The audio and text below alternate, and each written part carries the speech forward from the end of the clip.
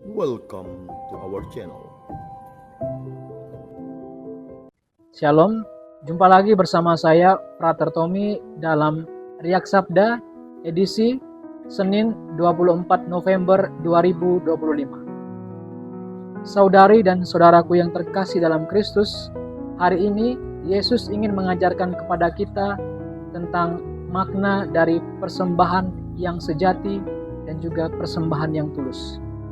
Dalam bacaan Injil hari ini dikisahkan tentang adanya persembahan yang dilakukan oleh banyak orang ke bait Allah.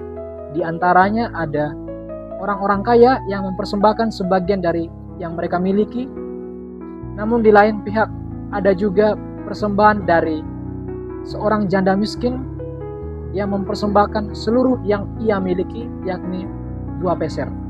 Ia mempersembahkan 2 peser ke dalam bait Allah dari yang ia miliki, dari kekurangannya, namun dengan keadaan dan juga dengan hati yang tulus.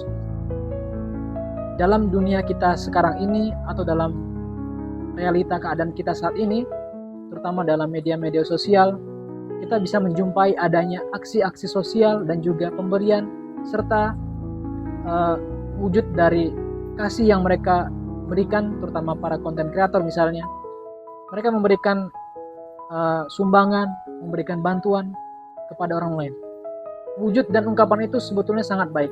Tetapi apakah sungguh-sungguh berangkat dari hati atau sekedar ingin dipuji orang, ingin mencari validasi atau ingin mendapatkan perhatian dari yang lain?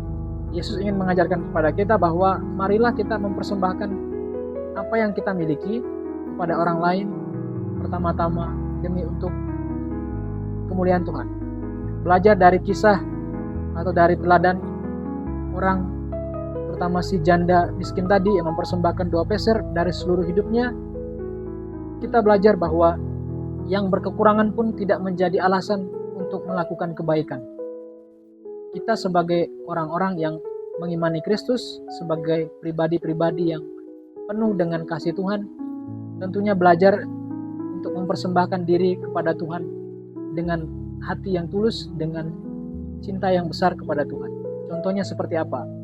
Kalau kita datang ke gereja atau kita datang ke kapel atau dimanapun itu kita berdoa, marilah kita mempersembahkan seluruh hidup kita, mempersembahkan hati kita, termasuk kegalauan kita, keterpurukan kita, bahkan hati yang terluka akibat pengalaman-pengalaman hidup kita.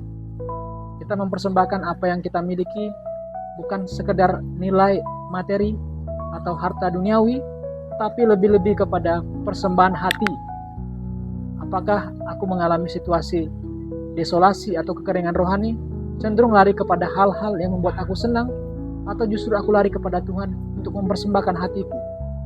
Sehingga dengan demikian, Yesus pun akan memperhatikan itu ketika kita mau mempersembahkan diri kita, mempersembahkan hati kita kepada Tuhan sebagai ungkap dari terjalinnya relasi yang baik di hadapan Tuhan.